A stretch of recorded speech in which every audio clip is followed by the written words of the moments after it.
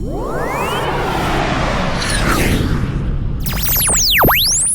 what's really going on with it, YouTube? It's your boy Bobby Blends, and I just wanted to get on here and make a little rant. Yes, a rant.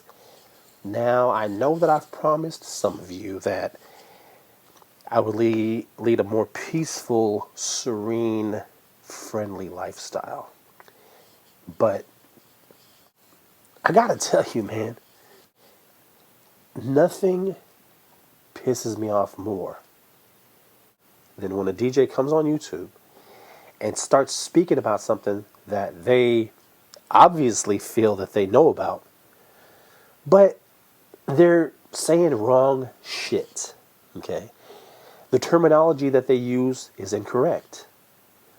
The words are not what they really are. Okay? Or I should say the words and phrases that they're using are not correct. So I'm going to go ahead and fill y'all in on what I'm talking about. All right. If you're going to talk about mixing music, know the difference between a beat, a bar, and a phrase. That's it. If you were going to speak on mixing two records together, two songs together, I can't even say records now because some of y'all are just dropping sound waves on top of sound waves and making them mix. So it has nothing to do with a record or a CD. If you're going to speak on that, okay, if you're going to tell us all how to do it correctly or how you like to do it, and this is only your way to do it, please use the correct terminology when you're speaking about that. Okay? So, first of all, I'm not going to even put tags on this post. I'm probably not even going to put a title on it that relates to what I'm talking about. But I think it's very necessary to put this post out there. And I'm going to put this post out there so if you're getting it, you are a subscriber to my channel.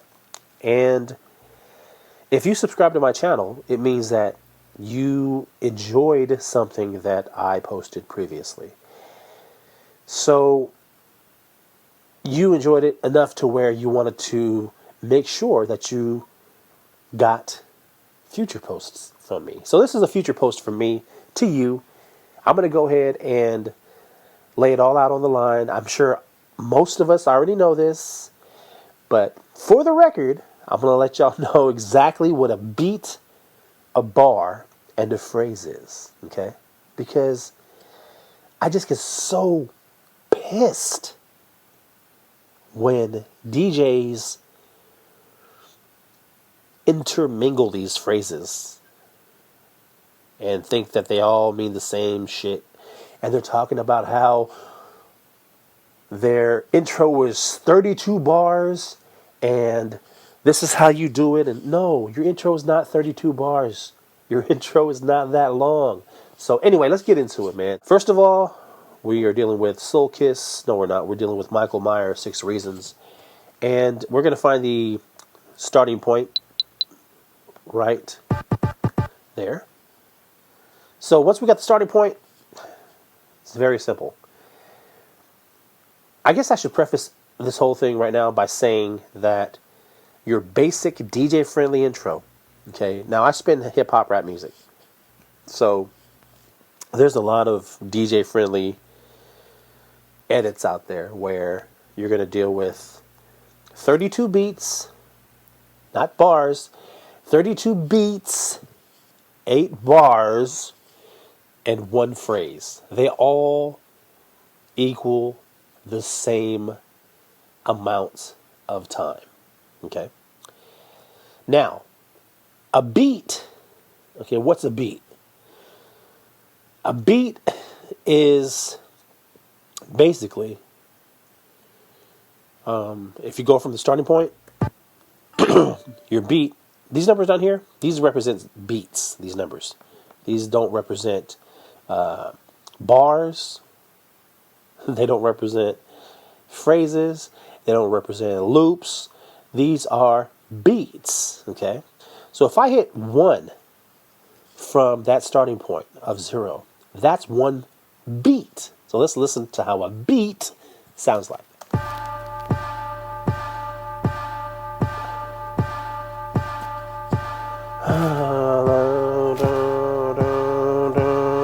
Okay, so that's a beat. Now, back in the days before we had like BPM counters and all that stuff and programs that counted our beats automatically for us, us DJs had to get a stopwatch and start it from that first starting point on the record and count these beats. Now, unless we were very good at counting very quickly to where we can actually count like this, 1, 2, 3, 4, 5, 6, 7, 8, 9. Count like that for a whole minute. We didn't do that. All right. Most of us we counted by 2. So we went 1, 2, 3, 4, 5, 6. And then we just times it by 2 at the end. Okay. And then we got to the point where after we stopped it at a minute, sometimes it was a minute and like 7/10 of a second, or a minute and 2/10 of a second. And then when we times it by 2, sometimes we had a beat that was like 108 BPMs, and we had another beat that was 107 BPMs, but that 107 BPM record was faster than a 108 BPM record because we didn't push the button on time, or we were a little late on starting or whatever. So that was a problem that we had back in the days. But now it's like real simple because, your computer will count the beat for you. It'll line it up for you. Basically does it for you. But it's very important that we know the phrase and the terminology. I shouldn't say the phrase because phrases is some whole totally different that we're talking about right now. So, 1 beat. 2 beats.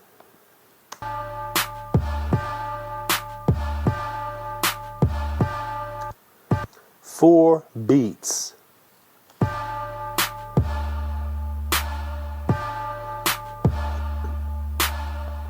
Okay. Quiz time. What is 4 beats equal to as far as bars? If you said 1 bar, you are absolutely correct. Okay. 1 bar right here. All right, so that's 4 beats equal to 1 bar. Now, like we said before, your DJ-friendly intro will be 32 beats, 8 bars, 1 phrase. So that means if we're at the starting point and we go over here to 32 and go ahead and select that out, right there we're dealing with our phrase. We're dealing with our 8 bars. We're dealing with our 32 beats. We are dealing with our DJ-friendly intro. So let's hear how that sounds.